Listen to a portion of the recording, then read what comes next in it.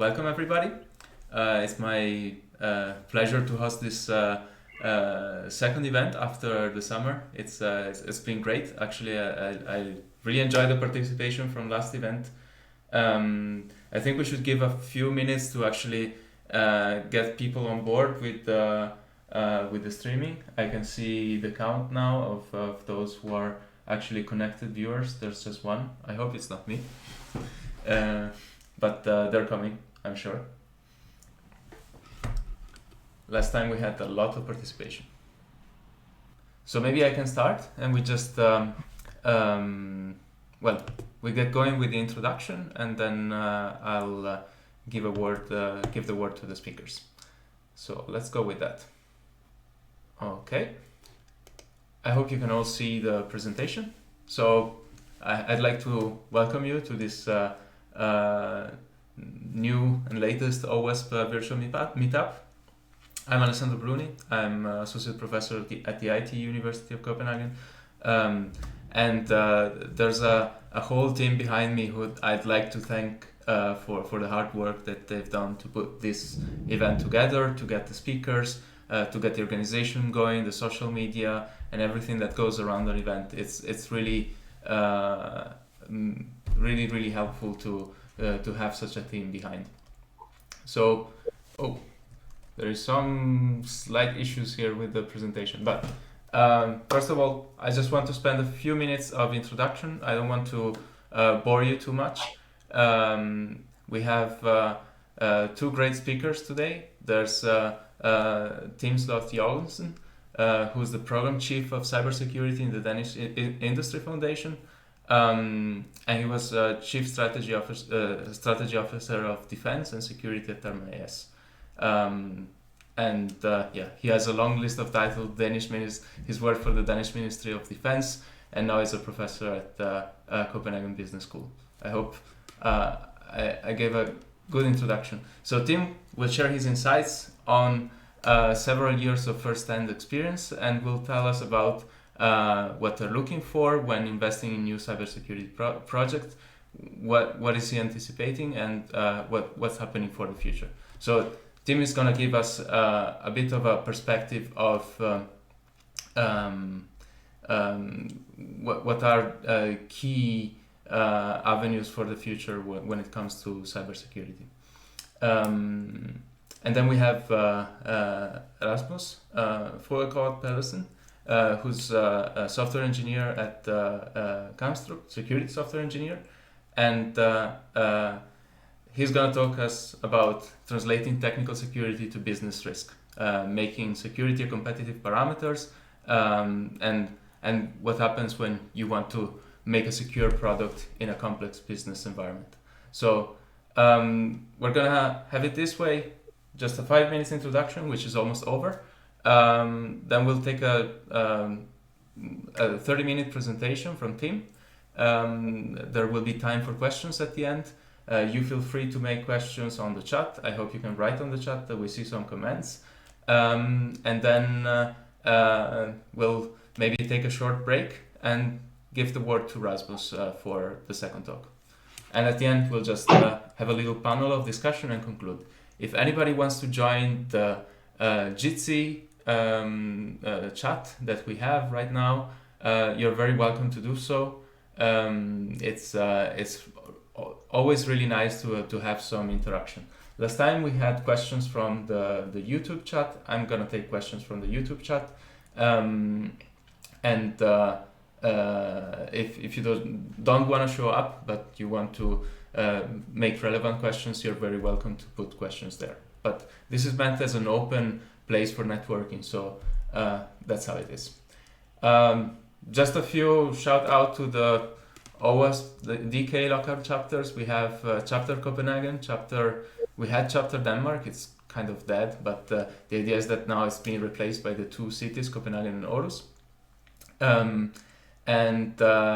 We have our meetup page. You're welcome to sign up to the events there.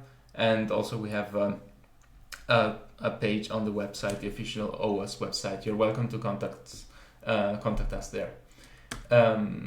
We always need volunteers for talk, games, social events. We're doing a lot of social events, and well, right now everything's happening virtually, but hopefully things will go back to normal, and so we can do real social stuff. And this is a place for networking, for being social and being interested in cybersecurity. If you have if you want to become a sponsor, that's great, because that can help us actually make better events. I'd love to have more sponsors on board. Also, propose a topic and talk. The talks are what makes these events actually really lively and nice to attend. So please do that. Contribute in any way that you find helpful. And participate in creating CTF competitions, workshops, or any other activities. We have some workshops coming up soon, so I'm excited about that too. And I'll give more information once we're ready to go with that. But this is all I had, actually. So I invite you to enjoy the event. And now I give my word to the first speaker, Tim. Do you want to say a few words, Tim, while I set up your slides? Yes, please. I'll do that. First of all, I've been looking forward to talking to you tonight. And the first thing I'll say is a little more about my background than Alessandro said, because being a more than 40 years in the armed forces in the Navy, and please, the next slide, please. More than 40 years in the Navy, and then after my retirement, I've been almost 10 years now in private industry, and primarily in boards, and presently I'm in program for cybersecurity in the Industrial Foundation. And the real thing I would like to tell you here about who am I, take the next slide, please, is that cybersecurity is not new. It already came when we got the first radios back in the start of the 20th century. And certainly when I was a young officer in the Navy, we talked a lot, and we did a lot about cybersecurity. It was different. We talked about what we call ECM, electronic countermeasures, ECCM, electronic countermeasures, and ESM, electronic support measures, and spoofing, and so on. So it was different from today, but the idea of cyber was still the same. After that, it has evolved a lot, and today we see a lot more of different stuff coming up, but basically it has evolved from those days. Please, next one. I'll start by saying just a little bit about the Industry Foundation and what we are, and I'll do it very shortly, as I know some of you already know the foundation, but I'm sure that not everybody knows us. We have a very short objective, that is to enhance the competitiveness of Danish industry, and in speciality the small and medium-sized enterprises. And the next one. And what is the purpose of that? Of course, it is, first to strengthen the competitiveness in the companies, to get the best possible effects. And we also looking globally for knowledge, skills, and partnerships. And we have not only Danish programs, but we have always also had programs in both China and Germany, UK, and Israel, and so on. But of course, we are focused on the Danish part of it, but looking globally. And then we are focused on job creation and utility public-wide. And next one.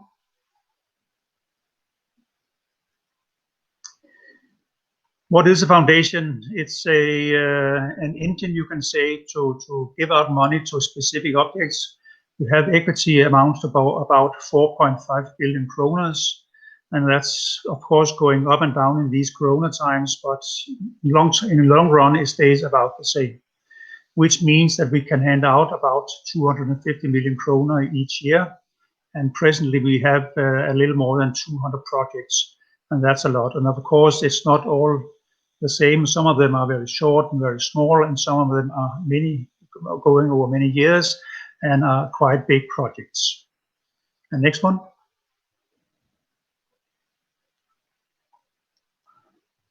We are focusing on 5 different areas. The first one is internationalization, as I just talked about. The next one is about creating and applying knowledge in different ways. Then we want to introduce new technologies, and innovation is very big. And finally, the competences are becoming bigger and bigger because without competences in a lot of different areas, we will have nothing of the rest coming out to the companies. Next one. The way we hand out our money, we do it in 3 different ways. The first one is normal applications. People send in their ideas for a project and so on. The next one is themes. We hand out some different themes and people respond to those. So we get some kind of synergy, having a lot of projects concerning the same subjects. And the third one is programs and partnerships. At present, we only have one. That is a cyber program, which I'll come back to shortly. And finally, of course, we try to communicate the results and knowledge we get from all our projects, all the 211 ones we just saw before. And that part of it is going to be increasingly bigger in the coming years because we think we have a lot of knowledge that is not coming out in the way we want it. So we want to enhance our use of communication of results and knowledge in the future. The next one. So the targets in overall is the Danish business sector. We focus on SMEs and startups, especially the ones with growth potential. And if you see it at a historical way, we are related very much to the manufacturing sector. But today we're not limited to that. So we go into almost all sectors today, but our historical obligations come from the manufacturing sector. The next one. Then coming to what is really the subject for tonight, is the cybersecurity program. And I'll try to signal out the important words in here by using black, so you can see what I want to talk about, what I want to focus on. You all know that Denmark is one of the most digitized nations in the world, and therefore also that we are more vulnerable than many other countries when it comes to cyber attacks. We launched our program back in 2018 because the board of the Industrial Foundation saw a need to go out and do a lot more about cybersecurity in Denmark. That was the case in 2018, and unfortunately, it is still the case today. At that time, the board allocated 100 million Danish kroner to the program to kind of get a signal that we want to go big in this. Today we have passed that number, and today we have passed, I think, about 120 million Danish kroner in the projects we have already started and are going on. And we'll continue to invest in new projects, so we'll go far beyond the 100 millions we started in 2018. And the main aim we have is to enhance the cyber-related security for SMEs. That is a broad statement, but I'll come back in more detail to what we are focusing mostly on. The next one, please.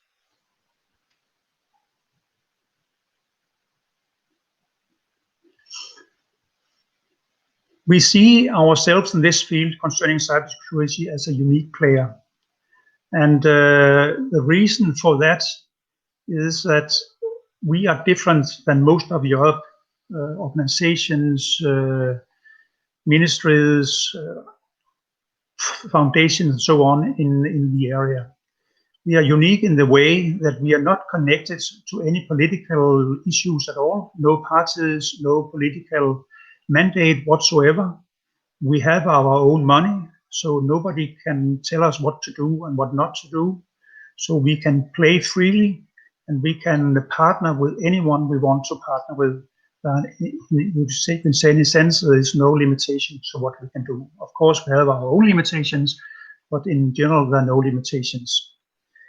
And beyond that background, the cyber program is our most ambitious effort to date. As I said before, it is the first program we have in the foundation. I am sure we are going to have more in the future because there's a lot of advantages by having a program.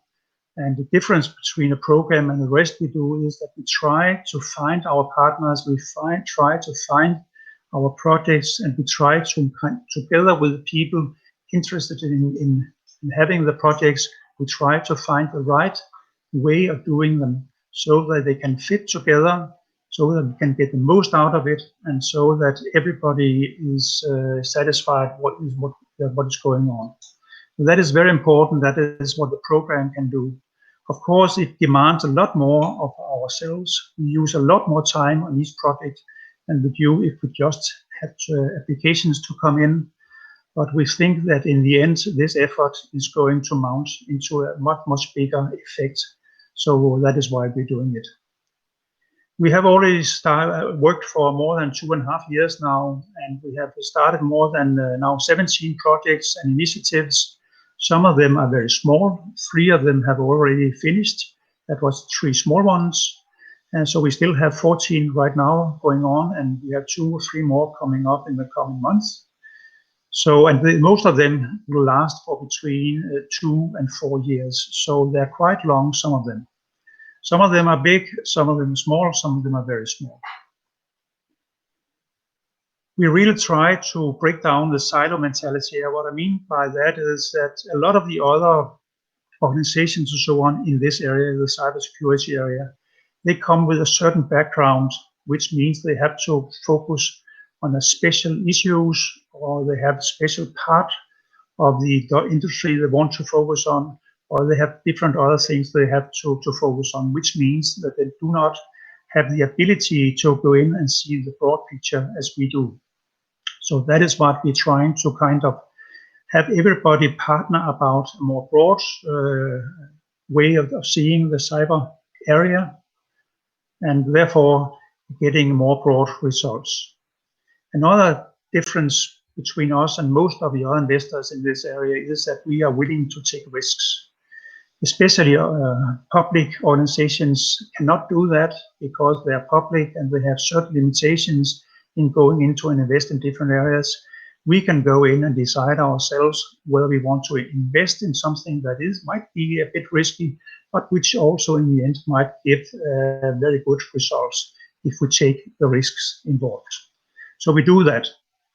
And finally, as I said in the start, I've been more than 40 years in governmental service in the Navy and the Armed Forces, and I have been into a number, I think I can't count the number of dinners I've been in, where ministers and other high-ranking people have made long dinner speeches about what should happen in the future and how things should be better in the future.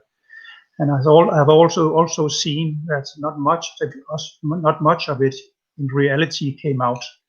It stayed with being dinner speeches.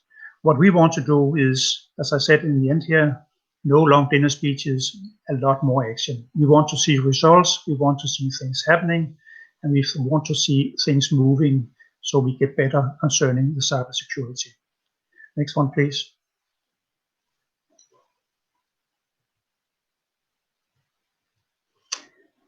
Of course, we have a lot of issues we are doing. We also have some issues we are not going so much into concerning cybersecurity. But we have these 3 broad objectives that we try to focus on. The first one, and for me it's the most important one, is that we want to promote cybersecurity as a special competitive parameter for Danish products and solutions. And that means that we see competitiveness as being a very, very important part of cybersecurity. And I'll come back to that in a short moment. The second objective is that we want to improve cybersecurity and SMEs. That is a more classical part to protect the different companies, their processes, their products, and so on against cyber criminality. And finally, a thing that has become much more important in late years, that is the competences we need in Denmark to be able to provide the companies the right people to be able to protect ourselves against cyber and to have the right cyber skills. So we need a lot more competences, and I'll come a little bit back to that later. So next one.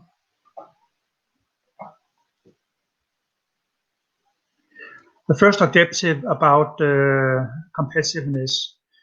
What really in essence we are talking about here is that we, from the start in 2018, we believed that if a Danish company would invest in cybersecurity and move their product or their processes from one level to a higher level.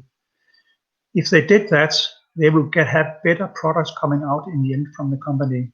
So when they were standing at a fair or an exhibition down in Hanover in Germany, together with a similar company from Germany or from Italy, they would have an advantage towards those companies because their products were better protected concerning cyber.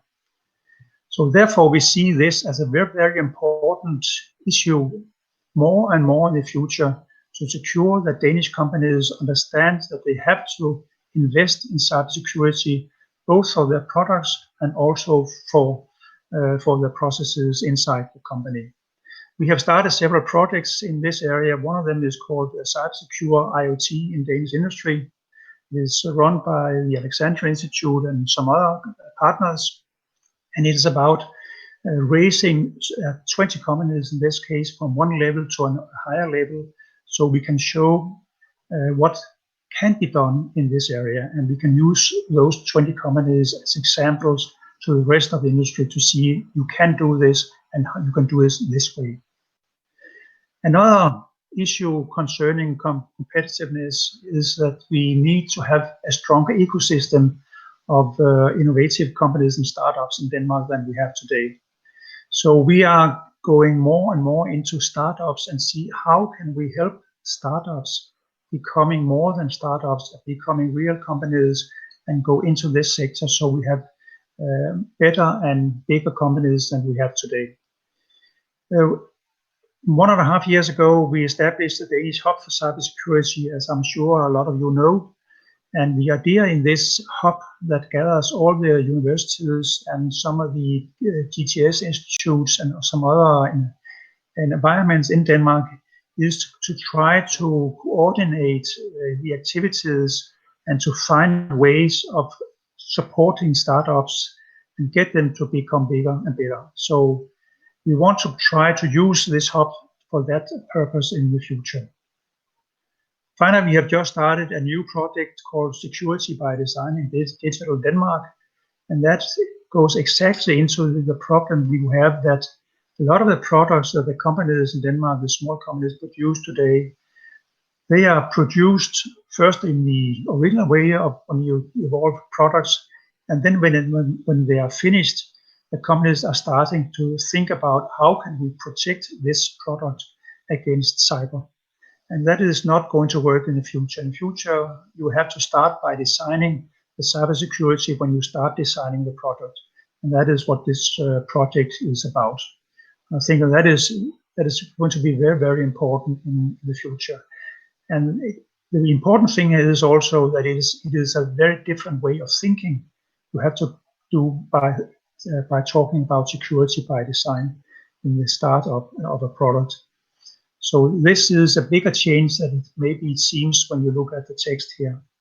But I'm sure that if we can succeed in this, and I'm sure we will, it will mean a lot to a lot of Danish companies in the future. So the next one.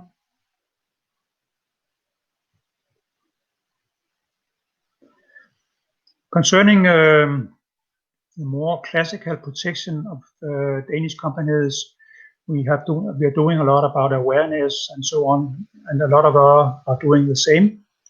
One of the more special things we have been doing is that we have established what is called in Danish the mærkningsordning. It's a security certificate is coming out this next spring in 2021, and it will demonstrate that the companies that have this certificate have done something extra to protect their cybersecurity. The reason for doing this, knowing that a lot is going on other places internationally also, especially maybe in the EU, is that we want to be forerunners. We want Denmark to be aware of what is the problems about having certificates concerning cyber. What can we learn about it? So when we start now, we can make some mistakes. We can learn something about what is it to have a security certificate.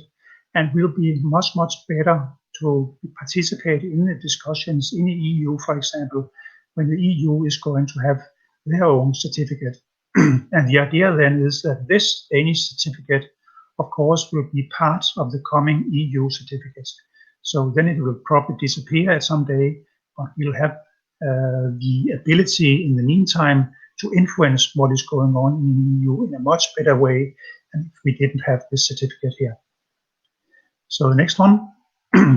Sorry.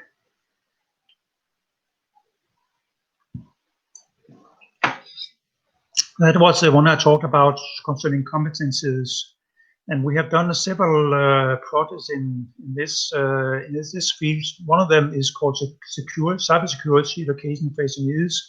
It is taking place at the ITU. So Alessandro probably knows this very well. And it goes about it goes about taking security managers and giving them a free extra security class. So we will kind of enhance the general level of cybersecurity with a lot of people. But security managers is of course not the only place where we have competence problems in Denmark. So we have also made a project for board members.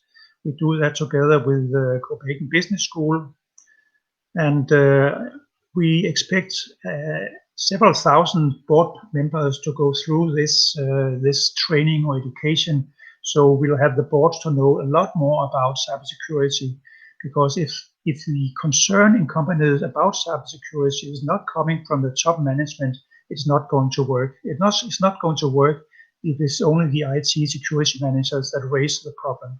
It has to come from the top, and the top has to understand the problems in this area. Then we also have just started a project concerning young people, because we need to have a lot more young people to be interested in taking some kind of training or education or degree in cybersecurity. So we have started a project about youth community, going out for primarily young people between 15 and 25, and trying to give them an interest in the cybersecurity area. And this project is run primarily by Aarhus University and a lot of other partners. It's rather big projects, which I'm looking forward to see results of. It has just started, so we haven't seen any results yet. Next one.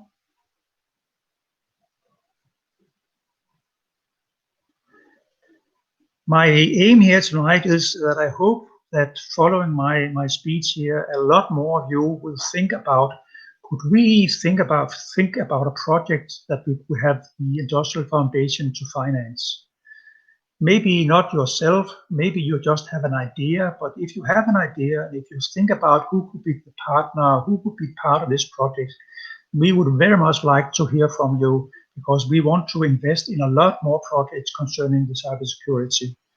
So I hope really that some of you will get some ideas or some basics, so you know that you can go to us and we can together with you and with your partners try to find the right way of having your project go into a real project with financing and so on, so we can get some results out to work for the Danish companies. But there are some things we do not support, and I want to mention those so we don't get any mistakes here. One is we don't support single individual companies. So you cannot come with a project from one company and let us finance that. That is one thing. The other thing is that we don't support individuals as single persons. We don't support basic research or study trips. And by basic research, I also mean normally we don't support PhD, for example. We only support PhDs if we can in the end see that this specific PhD will have an impact on the competitiveness of Danish companies very straight on. Then we don't go so much into machines or infrastructure and so on, unless it's part of a big project where it's only a limited part of the project itself. But we're not going into evolving into machines themselves. And finally, we don't invest in projects that has already been finished and where you're trying to come and get the funds for something that already has been done. That is, we're only going to invest in something that will go on in the future, not in the past. And the next one.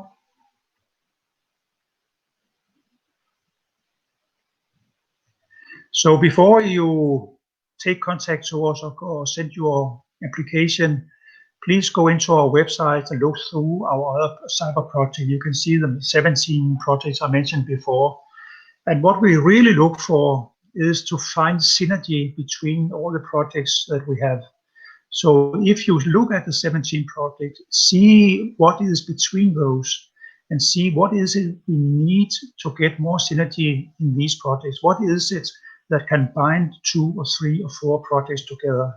So we're looking for the gaps in our program so we can get kind of a full 360-degree circle with all kinds of projects that will make our program much more coherent. So that is important. And of course, we always focus on projects that have the greatest impact on the competitiveness of the companies, and trying to get projects trying to get the results and knowledge to as many as possible. And then the third bullet is about sustainability, which means in this case, before coming to us, you have to think about when the 3 years for a specific project has ended and we are not funding a project anymore, how is it going to survive and continue to have impact in the future? You have to think about that before you send in the project in the beginning. And finally, all project needs to show how they contribute to strengthening Danish competitiveness. I normally say to people trying to applying for a project with us that when you have read the description of your whole project, you have in last sentence in the project should be, and this is why this project will contribute to strengthening Danish competitiveness for small and medium-sized enterprises. You have to do that for all the projects. And the next one, please.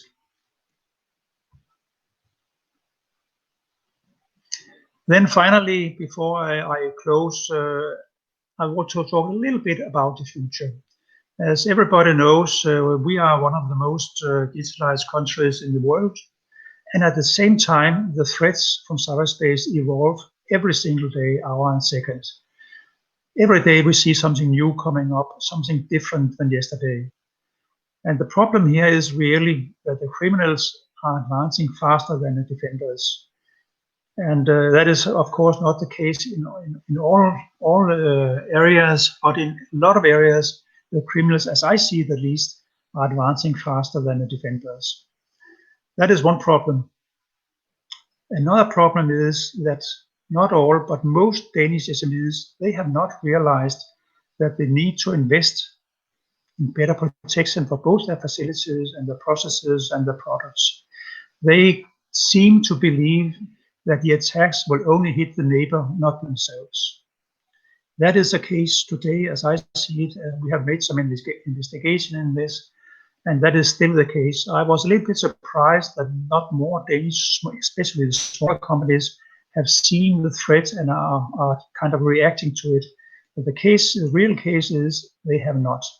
So we still need some more awareness. We still need to show people that they have to come up to the threat, because otherwise they will be hit very, very hard. It just amounts a problem. It's a matter about time when they will be hit. And the next one. So the fact today is that if we do not do more now, I see that we will lose our advantage in our digitalization. As I said before, we are very, very far in digitalization, but we are not far in cybersecurity. So we really must act now. And that is really why the foundation have started the investment into the cyber program to try to change this and try to make some progress concerning cybersecurity. And we have really a very, very great starting point in our many digitalized companies. That gives us an advantage in comparison with a lot of other countries, but it's not enough. And it can be more of a vulnerability than a strength if we're not doing something to secure or to enhance our cybersecurity. So in the end, if we start now and if we work together, I do see that we have a bright future in our country concerning our committees, concerning our digitalization, which we can progress even further. But we have to do something about our cybersecurity now, and especially in small and medium-sized enterprises. And another thing here is also that one of the issues that builds our country is that we have a great trust in each other. We believe in other people, that they are telling us the truth and they have a good meaning of what they are doing. But at the same time, that trust is also at risk, because if we are so trustful, we don't see the people that will do harm to us. So the trust is a strength, but at the same time, it's a problem. But to finish off, I think we have a possibility here if we work together. The investor, of course, the foundation will help in that. But all of you, if we all can work together and find the right projects and change the way of thinking in our industry today about cybersecurity, I think we have a bright future. But it has to be now. If we're waiting for tomorrow, it might be too late. As I see it, it is about 5 minutes to 12 or 3 minutes to 12, so we have to act right now. Thank you very much. If you have any questions, please, Alessandro. Thank you. Okay, thank you, Tim. Just a second, so I show my face again, and we can make a virtual panel.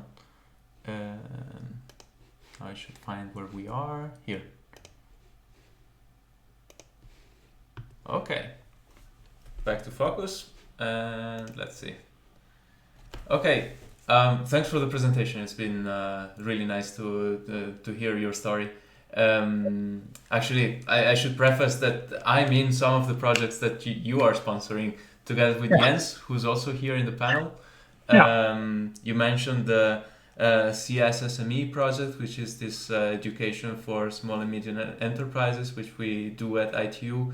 And Jens has been promoting this project for youth community building in cybersecurity, which is actually very close to the goal of this particular venue that we're in, that is essentially about community building and networking.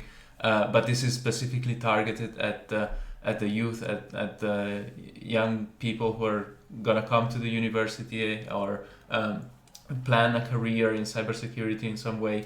And we want to show that there is a lot to do, and it's very relevant in all sorts of different situations. So these are few of the like a couple of projects that you are sponsoring and that we are involved in.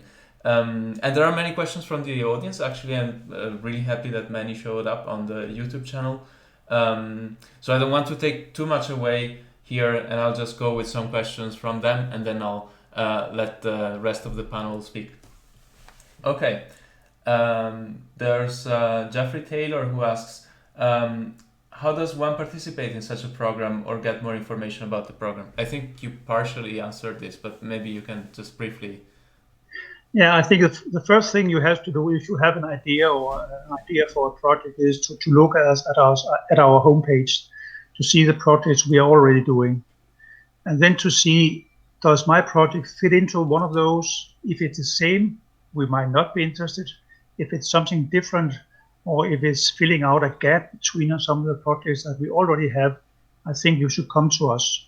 And what you can do is that you can send a mail to me or to one of my associates in the foundation and say what kind of idea you have. Maybe you have a one page to explaining, I want to do this or that.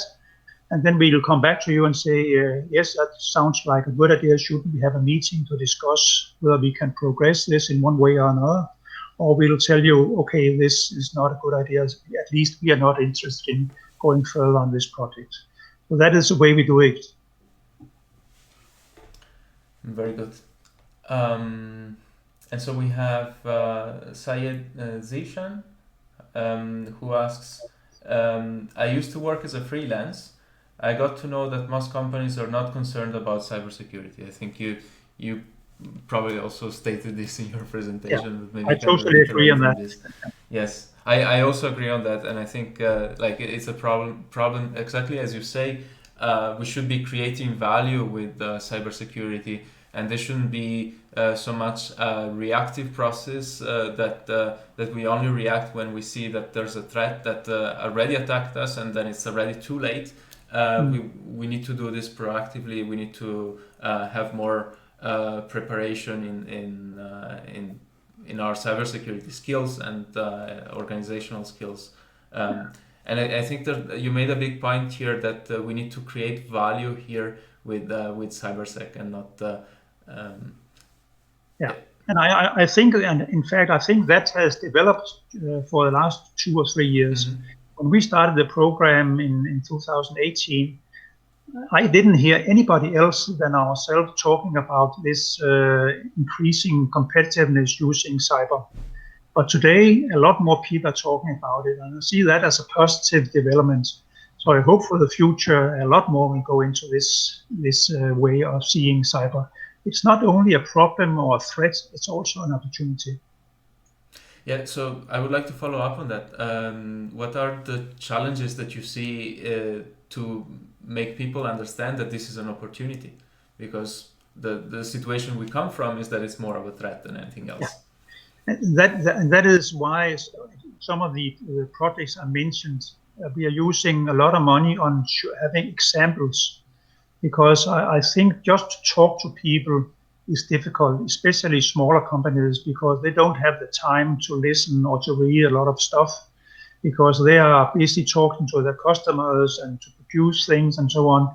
But I think if you can show them for example, some videos, an example of a similar company doing something about cyber that will help that specific company, they can say, oh, isn't it more difficult than that? Or isn't it more expensive than that? Then I might do it as well. So I think these great examples are very important in order to get it out to a more widespread community than today. Yeah. I think also people as consumers are becoming more aware of cybersecurity or security as a value in the product that they buy. So that will create an advantage for businesses who actually work in technology and want to make more secure products. So I'll go with the next. There's Josh who asks, is it limited to Denmark or also within the EU? Our projects, I suppose, is to talk about. We are focusing on Danish companies, but we are also focusing on Danish companies doing business abroad. Mm-hmm. So we will not invest in a German or an Italian company as such, but we'll do it if it can enhance Danish competitiveness. So that is more, what is the effect of it? That might include companies who work in, who have like established business in Denmark. Yes, it might be also, yes. Okay, and then there's a question from Josephine, who's actually here. Do you want to speak up? Or sure, it's ahead. Fine. Yes. Thank you. No, Tim, I wanted to ask you, so what would you think is like one or two most critical cyber threats towards organizations that will increase over the coming years that we're not paying a lot of attention to right now? Oh, I'm not sure about that. I'll see. One of the things I've seen a lot in the past months is the question of CEO fraud. If you are very specific, I've seen some grave cases where people have been cheated in different ways. So I'm a little bit afraid that. Sorry. It was just my phone. Something listening to you, huh? Yeah, maybe. Yeah, that might be a threat as well. So I think that as one of the issues. And then I think that also the direct, you can say, hacking into the confidential methods of companies is also something I think would be even bigger than it is today. I think we'll see that in the future as well. It is already here, but I think it'll grow even more. Thanks, Tim. Okay. So next question.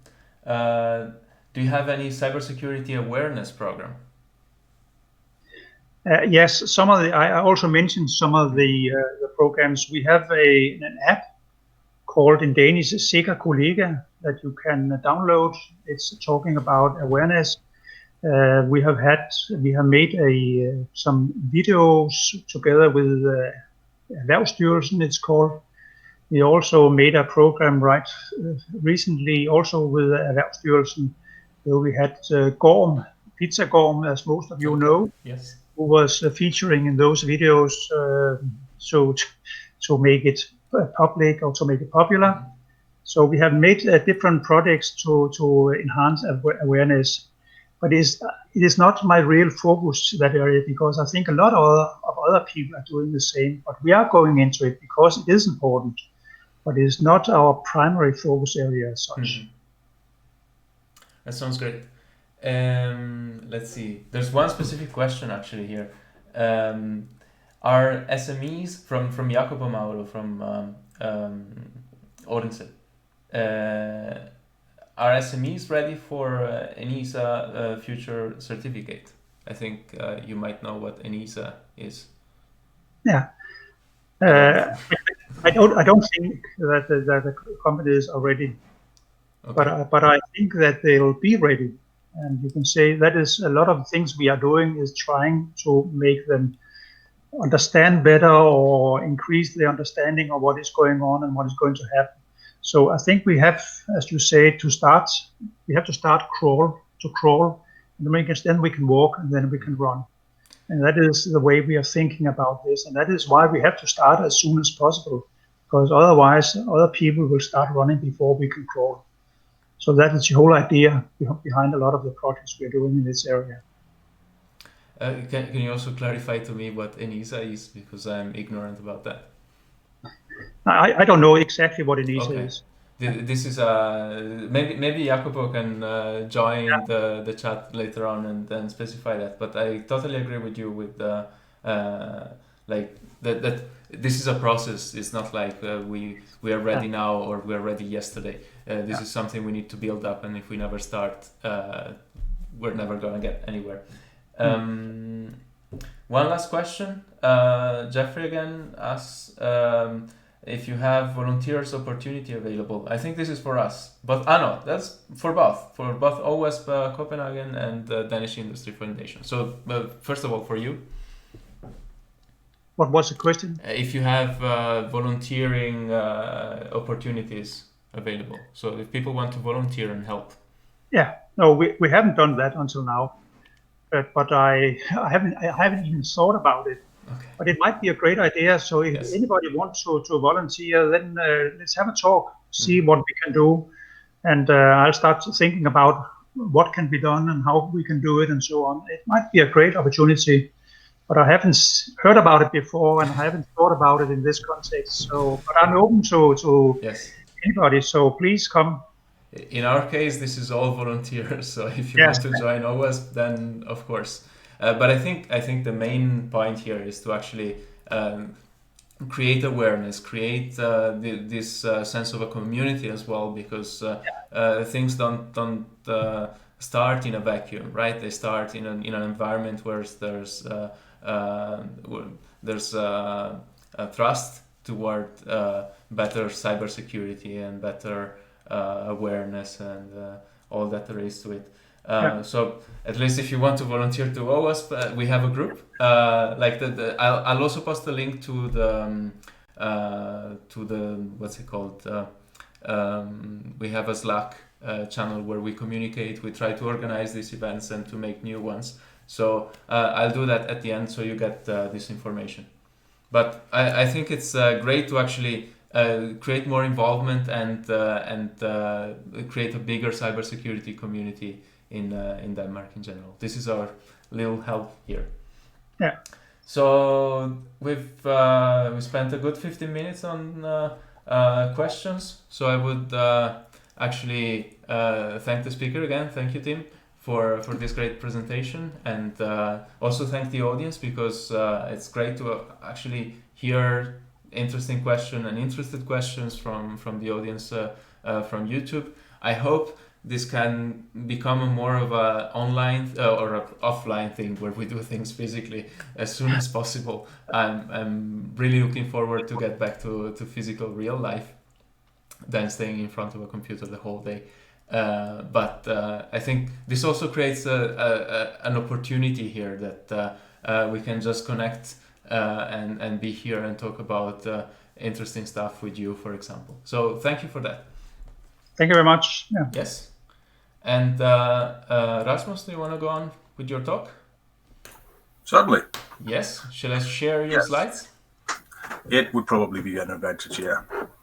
So I can just tell you what ENISA is. It's the European Cybersecurity Agency, and especially in the sector that I'm in, it's fairly important to know of them, at least, because they have the NIS directive, and the NIS directive is concerning critical infrastructure, and we actually bound by some rules there. So it's for us at least, and for whoever might want to make something like IoT or transportation or similar things, they have a lot of good information there, and also they have a lot of good educational material there. So I would suggest to look into it, but it's very much specialist information and educational stuff. So look into it. If I think it's enisa.europe.eu, something like that, if someone wants to go there.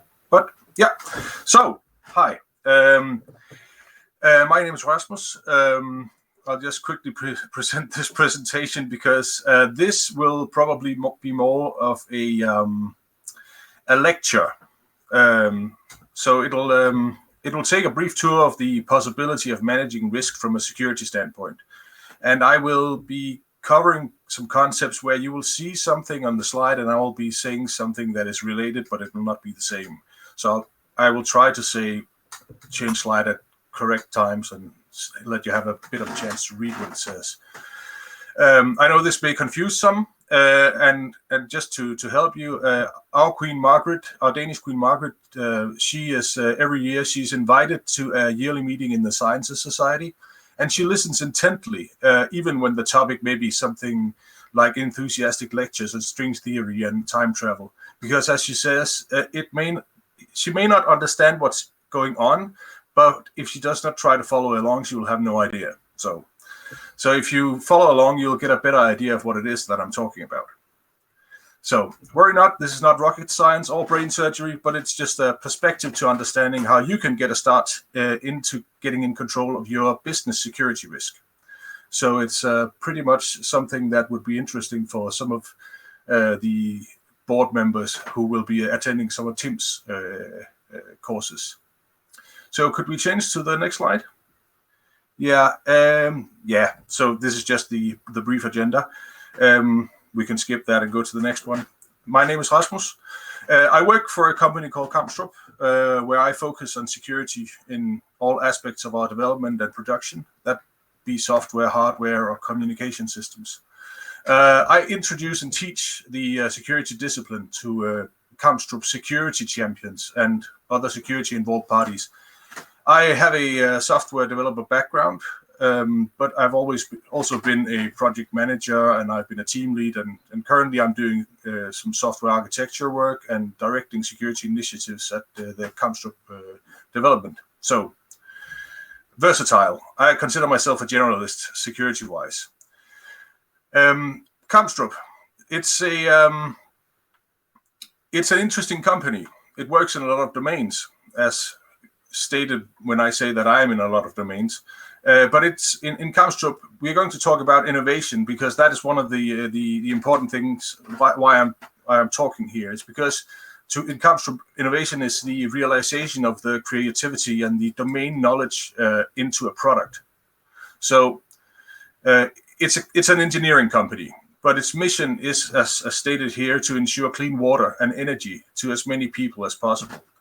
Now, as I mentioned, the critical infrastructure Kamstrup is a supplier to what we refer to as critical infrastructure, that be water or heat or power.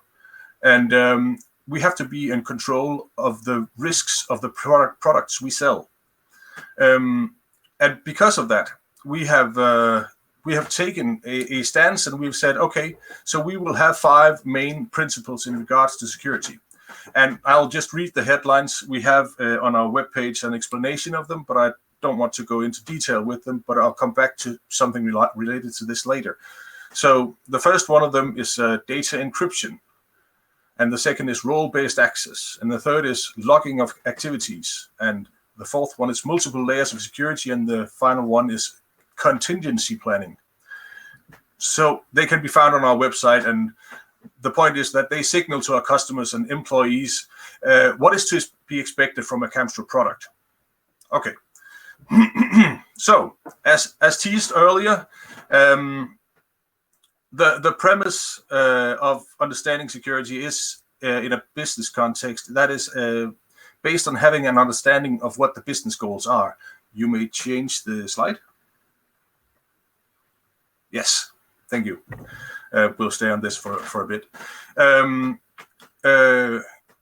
But understanding security to you as an individual, that's conceptually not far removed from that of a business perspective. Now, this presentation is meant for whomever watches this, for you and your business to start discussing and exploring what security is relevant for your business domain. So some of the content in this may not seem obviously connected to security, but they are essential in knowing why you actually do the security. Okay.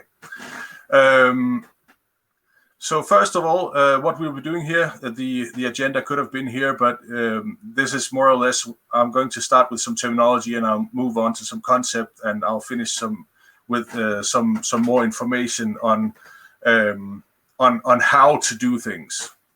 Well, a take on it at least. So let the lecture begin. So first of all, we're going to talk assets. In the IT business, many assets, they are in the form of information that is stored or processed and transmitted to IT products to meet requirements that are laid down by the owners of the information. So safeguarding assets of interest is the responsibility of owners who place value on those assets. And a product can hold functionality and produce data, but specific parts may be viewed as specific assets. So a asset can be comprised of multiple assets. And we can just change slide. Now this first part will, as I said, be this first part will be more of will mainly be a run through of terminology.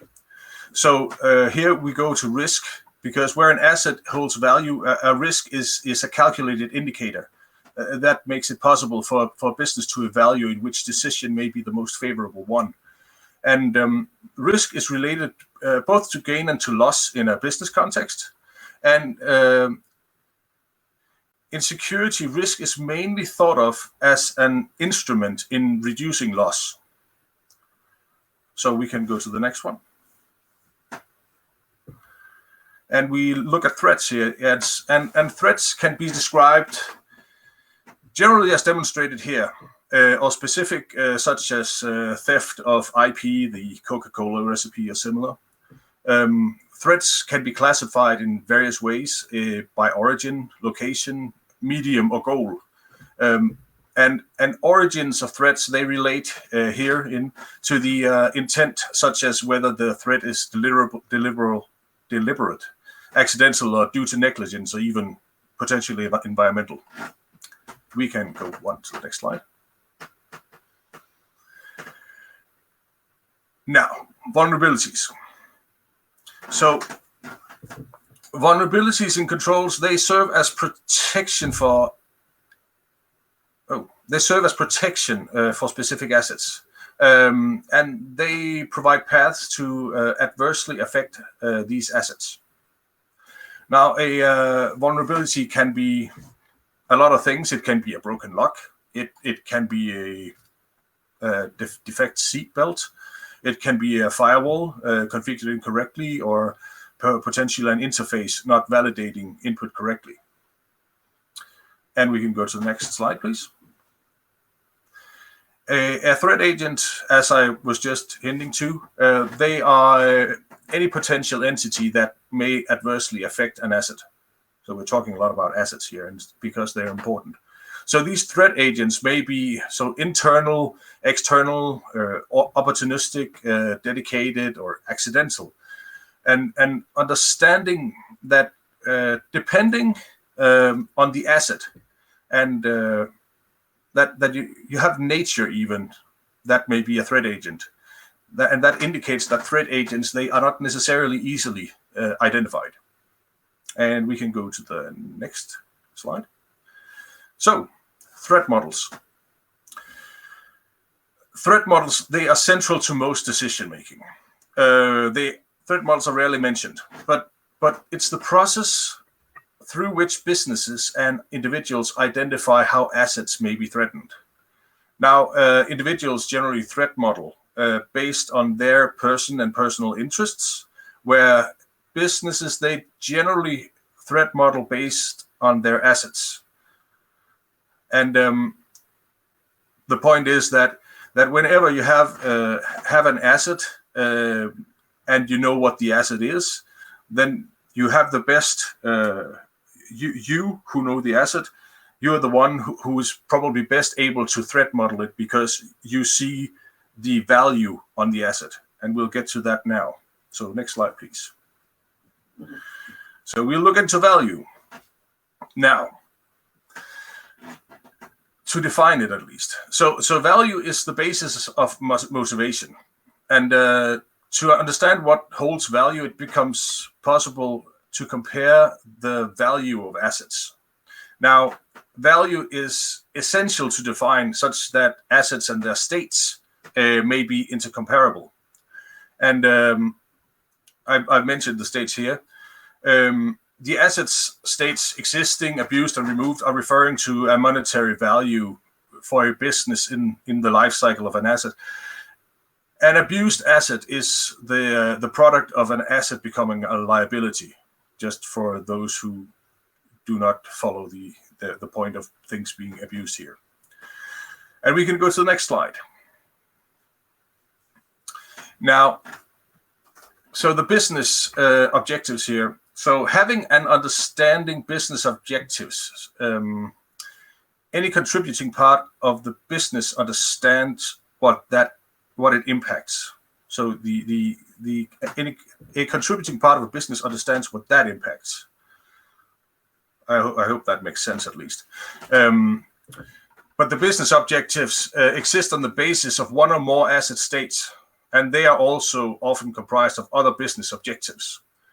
So it can become difficult to have this mapped out in your head. Usually you want to do things like this on paper, but you want to know the value and the objectives of your business, both on a macro and a micro level.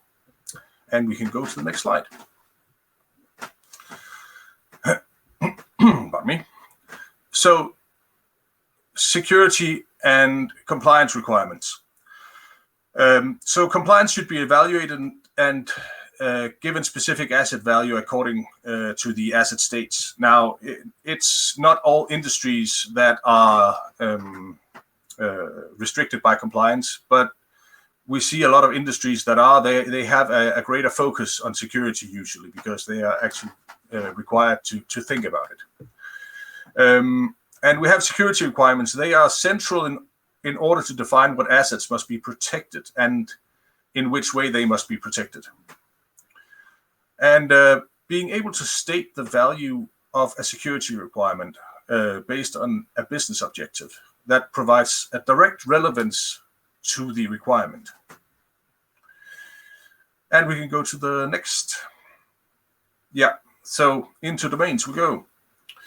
First, the physical domain. And so domains and environments, they are relevant to identify because as a business, it may operate in more than one all at the same time. Now, each type of domain have their own understanding of threat models and respective relevant risks. but these are important to recognize, as the premise of discussing value may differ greatly from one domain or environment to the next. And the physical environment, that can be a location, a physical object, or a face-to-face interaction. We're not having one, but imagine that we are. We can go to the next one. Yeah, so infrastructure. Infrastructure can be, well, it's the it can be the medium of transportation, or it can be a set of defined assets comprising a shared goal or a shared business process. And go to the next slide, please. And software. Software exists on an infrastructure, exploiting the hardware to perform actions that may or may not affect the physical world.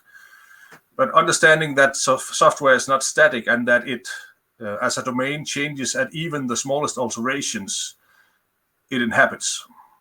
That's pretty important. So expecting software to remain unchanged in all aspects when altering the premise of its existence, that tends to cause disappointment. Yeah, so let's go to the next slide. Yeah, so this says understanding risk, but as well understanding security here, or understanding risk. It begins by understanding what value is to be protected. So without knowledge of exact business value placed on an asset, actions taken to secure the asset will be done mainly based on guesswork. So having a repeatable method for identifying what security stance is currently held, that's not possible if the business that's not possible if the business knows and communicates asset value. All right. So moving on, I may be running out of time. I'll see. Next slide, please. No, you took the next slide. Sorry. This one, right? Yeah. I think you're right. Oh. So this section will be delivered from the perspective of the business, with several businesses in technical domains such as Kamstrup, because it's a complex environment, to say the least. But in any business, knowing the domain that you are operating in is required in order to consistently succeed. Now, having knowledge of what is expected from every aspect of a domain is difficult to ensure. So a systematic approach, as just mentioned, tends to be a good way to get in control of that. Now, any business wishing to foster innovative development must enable the employees to succeed in each their own mission. So that's one of the main points of wanting to be innovative. And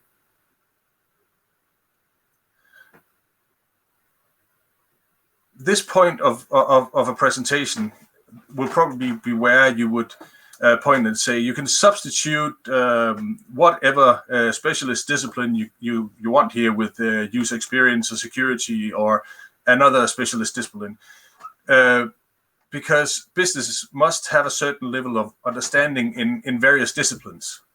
But we'll focus here on the security part. So general knowledge in specialist disciplines such as security, that can seem to be a good idea for some businesses to centralize. However, through centralization away from domains with the specialist knowledge, there lies a risk in losing the understanding of the product mission and the product details. Now, these domain specialists, they're also known as people who work in and are knowledgeable about a domain. Yeah, they have an awareness of how to navigate the briars and brambles of business to produce what is sought after. These people are best suited to identify if functional or non-functional parts of a product are not adherent to general domain standards. Now, the only issue is that only rarely are these specialists required to focus on the security-related aspects of their domain. So a business who wishes to be in control of a discipline such as security, they have to ensure that the discipline is actually handled in each domain. And change slide. No, that was too far. Could you go one back? Did I miss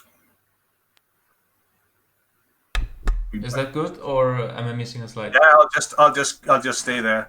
That's okay. Yeah, okay. So, so one way to introduce and maintain control of the security discipline in a domain is to have security champions. They're mentioned here. So the task of security champions is to secure that the business is able to understand which security risks are being taken, and through sparring on validity and feasibility of parts of a product. Now, it's important that security champions understand and know the structured way the business derives security risks, and they are able to help others in doing this. This, I know, may seem like a monumental task for someone new to the security discipline. However, the task is mainly on the business to ensure that this task is possible for the employees. So at Kamstrup, we have these security champions. They're referred to as functional security engineers.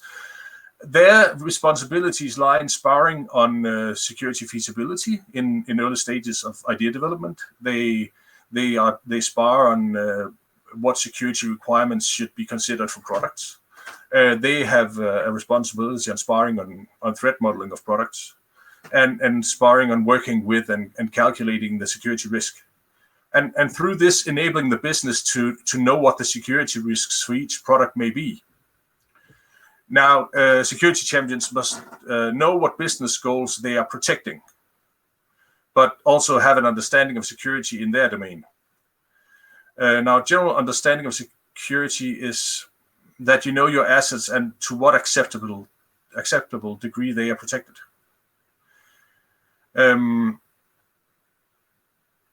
So what was the next slide again? Can I see that? Nope. Back again. Of course, back again.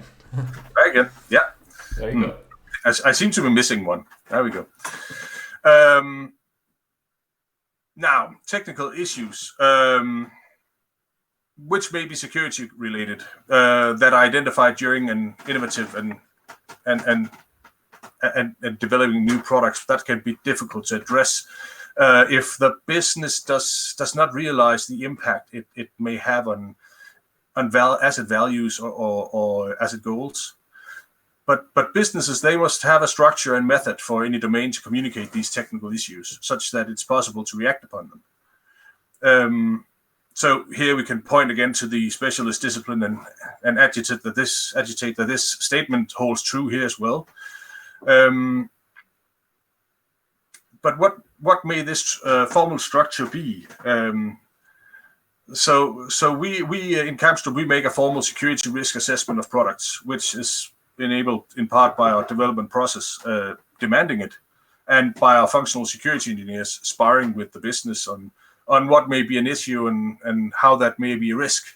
But it's worth noting that a generalist such as myself, I could do the sparring with the business on the products, but I would likely miss domain-specific insights that a domain-aware functional security engineer or security champion would have.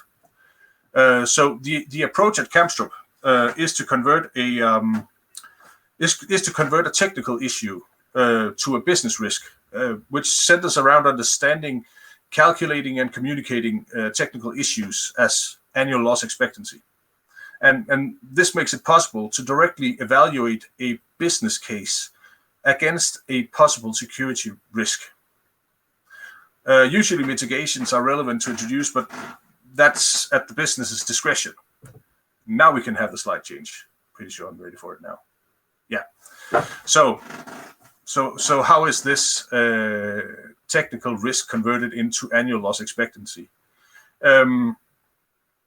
Now, knowing how a product is composed, such as you could describe potential threats based on an asset-centric and a model-centric approach, as we do in Kamstrup, it's possible to describe risks in form of evil user stories based on the description that you see here. This can be found at the OWASP website, but the description here is that you want to talk about a threat agent, for instance, that exploits an interface via an exploit causing some sort of impact, because then you're actually covering the full aspect of what describes the risk. You could leave the threat agent out of it if you want to focus on a specific exploit, because those happen from one time or another, and you don't know exactly which threat agent might be involved there. But through this, it's possible to make a description on of what asset is impacted, which is of interest to the business, as this describes how an asset is turned into a liability. The calculation that we use of likelihood and impact, that is done through something alike to, but not exactly, but alike to the OWASP risk rating methodology. And with knowledge of a likelihood and a potential impact, it actually becomes possible to estimate an annual loss expectancy. So, slide change.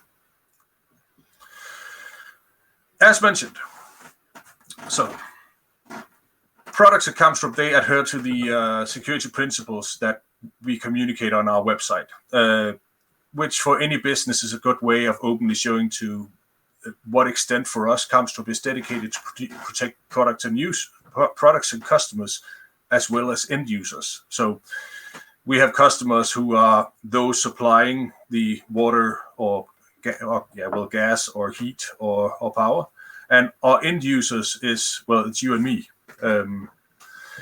Now there are many ways of describing principles a business are adhering to, but the best rule of thumb is, well, the best rule that I can give when you want to describe your principles is that you say what you do and you explain why, and then you do what you say and you prove it. I should probably have put that here. That sounds good. Okay, but yeah, that's great. Yeah, well, there you go. This not only lends trust from customers, but also from employees in knowing what ideals that they're actually supposed to uphold. So, yeah, here I could quote Sun Tzu, but the gist of it is that businesses that are able to know and control their risks based on the principles that they hold themselves to, they are equally able to understand and differentiate between infeasibility in implementing controls and mitigations, and focusing on what will generate the best value to the business. So if you know your product, the product value, and the operational environment, you are in a position to make the best decision. And yeah, knowing your product value, but not your product, that can turn the value into a liability. Okay, I'll hold off with the pseudo quotes for now, but I'm sure you get the gist of it. So we can just go to the next slide. Yeah, so understand the business. So here we come to a set of questions. So to understand the business that you are operating in as an individual, working on a product or an organization in a market, you need to understand how you are affected by various actors, and who in turn affect you affect, in order to provide as much value as possible. Now businesses, they have a lot of theoretical models describing how to perform analysis in order to understand the operational environment, in order to make the correct, well, at least assume correct, in any case, decisions. There are a lot of business models. Trust me on that one. I've seen a lot. The same analysis is not necessarily readily available for product teams in general. But at Kamstrup, we have a list of questions that I'm going to show you here that we use to identify potential security risks, which can be asked by anyone working on a product. So, but only if the business enables them to. So I'll just quickly run through them, and they will be made available. I'll send them to Alessandro, and you'll upload them somewhere where people can find them. Yeah, we can share the slides every time we upload this. All right. Yeah, so I'll run through the questions and why they should be asked. Okay, so the first that we see here, these questions, they're very general, but they should give rise to understanding of the operational environment and trust boundaries and information flow and classifications. these are general terms from threat modeling. They're easily explained if you go to the OWASP pages at least. And you can go to the next slide. So this is to identify the dependencies. So understanding dependencies in an organization is relevant, as different domains may evaluate assets differently. Now, if one organizational unit identifies a potential risk, they should know if that could affect a different domain or product. So you need to have this awareness. Awareness is not just one thing. We tend to think of security awareness as one thing, but security risk awareness is an entirely different thing that we don't really talk about. And we can go to the next one. So a lot of things on this one. Now focusing on data. Now viewing products as a collection of data assets, that's one way to describe them that may pose as risks. And being able to answer these questions as to how assets are an important part of a product, that brings a realization to the goal of the product. I hope that makes sense. So it's worth noticing that some of these questions, they are directly tied to access control of a product, and that this is one way to identify potential threat actors to a product. All right, so let's go to the next one, where we look at functionality. Yeah, so functionality as assets, in some sense, it's the same as data as assets, but it's a bit different because where value is created,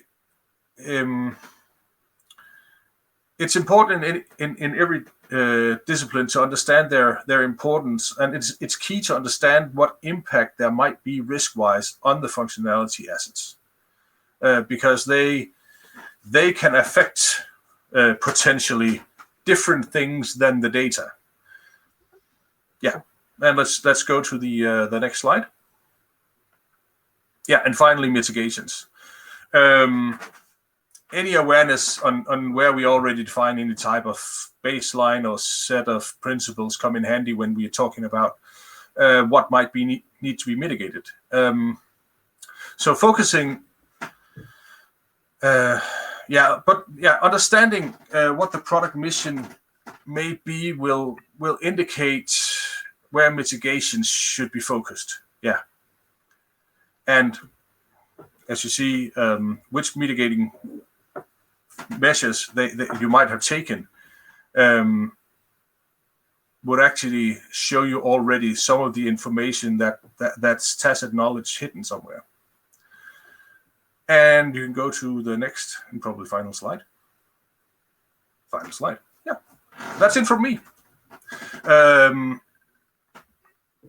As I see it, businesses, they must use this tacit knowledge that employees who are domain specialists, that they have in order to understand what risks they face, because these employees, they are the best at doing it. This is, of course, based on the premise that a business wants to be in control of risk. I think that is it for me. I could wax poetic about some similarities between security and the use of butter in cooking, but I think I'll hold off for now. Okay, thanks a lot for the presentation. I think it was kind of like the perfect introductory lecture to security when you want to give it to some organizational kind of background. And like in that sense, I personally miss it because we are more technical people. I know you're also like come from a software engineering kind of background, so that like I think it's great to actually see some adaptability here that you can go across and also talk to business. I think that makes it very important. It is. Yeah. So, well, maybe I have like a few comments also, because I saw your like your presentation clearly has this sign that we have threats, assets, vulnerabilities, etc., that they have their interplay, and our security is not just pure black or white, because we simply don't have that. That's impossible to achieve. It's a matter of managing risk and accepting risk. I think in a way all the technical stuff that you presented I can relate to. The stuff that's mostly new for me is the stuff that's more about processes and procedures, and how like you for example at Kamstrup do this security champion thing. I think that's really great to hear. Maybe I should just go about and start with some questions from the audience, since we have Sure. Right? Go ahead. So let me shoot some questions. So there's one very specific question from Sayed, which is, what is accepted risk? So it's a great question, and it really differs. It really truly differs, and it always will from any business and any domain. Reason being that what you are facing when you say acceptable risk is what is the business willing to accept in terms of, will they consider the product worth it? So as I mentioned earlier, I mentioned these three categories as I see them of value. So if a product becomes a liability, then is that liability is that bigger? Is the negative value of that actually bigger than the income that you will have from the product? Then you may not want to do anything about it. And accepted risk can be different from you and me. For you and me. So what you generally want is a company that will tell you, okay, so we accept, we are aware of the risks that we accept, but we cannot. So we as Kamstrup, we tell you the principles that we are basing our security on, because we want to tell you. So in your personal threat modeling, because I assume that's what you're asking. So if it's your personal threat modeling where you want to say, so is my data secure? Well, your data is secure within the principles that we have described. If we come in a situation where we are not covered there, well, we might have thought about it and we might have mitigated it. We most likely will have, but that is only if it's not too expensive for the business to do so. Because if it becomes too expensive for the business to do so, they will not do it. And it's simple. Whenever someone at a board, they say, so do we want to spend 2 million on mitigating this, or do we just want to phase it out and then take the fallout from the existing end users, or do we want to these things come up. They generally do in a lot of companies, and they have a tendency to say, okay, we estimate that this is probably the best business decision because bottom line, this is the bigger or smaller number. Yeah, so it's always a matter of cost and risk decisions. So that's good to hear. But it's a great question, and it can't be answered because it's always like everything in security. It depends. Yeah. So let me interleave that with a question of my own. So since you are working in a company that doesn't just make software, you make things, right? How is and you probably work for customers who want things, not just software. How is your threat model affected by this, as opposed to more traditional, like just software development kind of shops? So I hope you're asking about Kamstrup's and not mine personal, but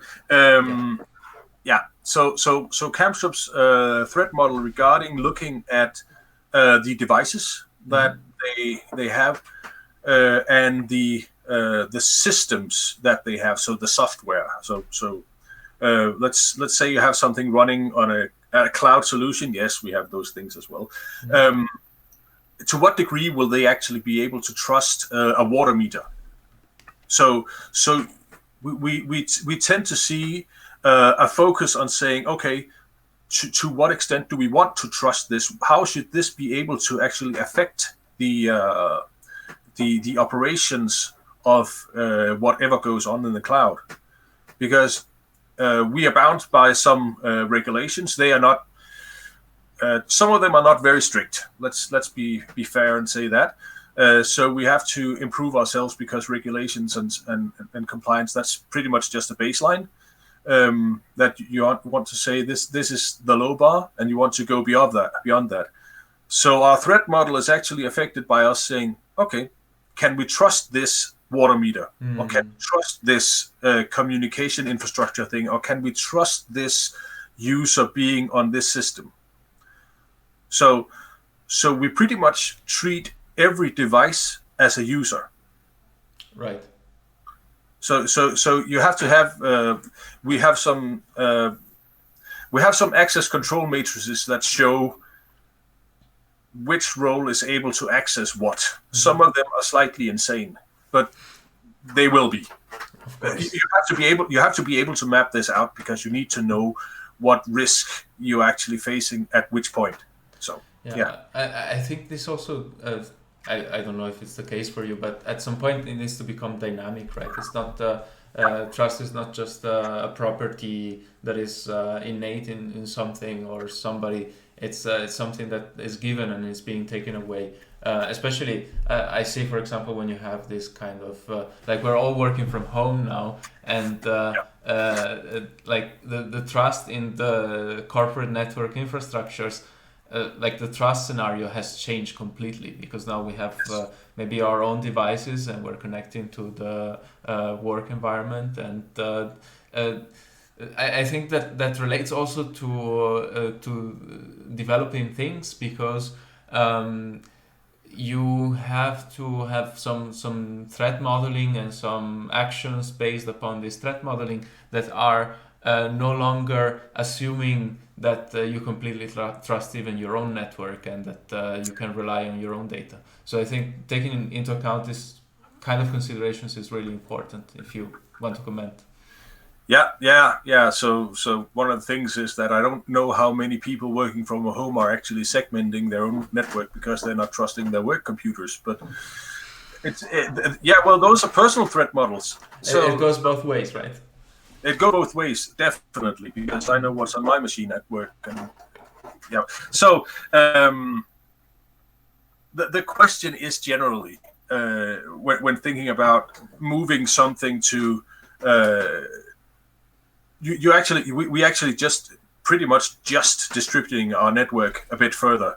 If let's say you work on a VPN, then you're connected into the to the environment directly, but then you would have, as the company, you'd have to say, so we have to be in control of all these endpoints that are connecting in. Of course we do. That's necessary. Do we need multi-factor authentication on them? That's probably a good idea. So these considerations are of course made. But one of the more interesting things is that, so we have this Microsoft Teams or 365 and stuff like that, and there are various other similar programs which do not necessarily need to be on the same type of environment. They don't need to be connected directly. So if you have a Google Drive, you have access to that everywhere. Mm-hmm. So you have to be very aware as a company to say exactly where do we allow what. Mm-hmm. And whenever we are transferring some sensitive information, how do we want you to do that? And when we are developing something, let's say I need to have I don't need to have a water meter here with me at home to rip apart and have fun with. But let's say I did, and I had to transfer this information to a work network. I'd probably either go in physically and connect, or I would, it depends on the information, of course. Mm-hmm. Or I would ensure that I was on a dedicated line on a VPN, because it's it's a lot that as a single person that you have to take into consideration. And whenever a business is not really open about, so you should do this at this exact point, and not a lot of businesses are necessarily good at that. They could be better. Yes. But yeah, generally, generally, whose fault is it when something goes wrong? Shall we take a couple of last questions, also in the interest of time, and to close up? Certainly. So, what about the companies that are not as big? This is Andrada, and nor as innovative as Kamstrup. What can you say? It is accepted security-based, that project and assets that protects the assets and the infrastructure. Yeah. So what Tim was talking about with the SMEs. So Kamstrup is not considered an SME. It's a large company, and for the SMEs, I would actually say, generally, I don't see much difference in whether you could take this approach I'm describing here to saying to having the business make the decisions, because all you have to do is have someone who is actually aware of what it is that they're doing, and they are comfortable asking the questions. That's why I actually put these questions here, because you have to make it operational. You really have to be able to say, so how are we able to actually get from A to B if we want someone to be able to do it? So yeah, the business have to enable it. That's one. But you need to actually have some sort of method that actually supports whether you're working purely agile, safe methodology, or scrumfall or waterfall, or whichever you may choose. The point is that you can be a small business and you can be in full control of your domain. It's a choice that the business has to make. Mm-hmm. I know that there might not be a lot of people who are educated in this, but I'm actually hoping that's some of the education that Tim is actually going to roll out, suggest at least, that we can have employees at companies who know how to threat model, who will know how to consider within their own domain what is feasible for a product. They have to know if you're working at a telco where it's highly regulated, but I hope that you actually know what laws that you're bound by, so you're actually able to say, yeah, well, we need these security requirements because they're demanded. I hope it answers the question somewhat. I think so. Yeah. Well, I'd like to close here for everybody on YouTube, also because now it's 9:38. I'd like to thank everybody for joining, and thank you, Rasmus, for the presentation. It's been great. If anybody wants to mingle and talk a bit more, feel free to actually join this GST channel. We did this in the interest of having like a presentation without too much interruption, but now I'll close the YouTube channel, and if you want to continue interacting with us, I think you can join us here. Okay? Thanks a lot, everybody, and I'll see you next time.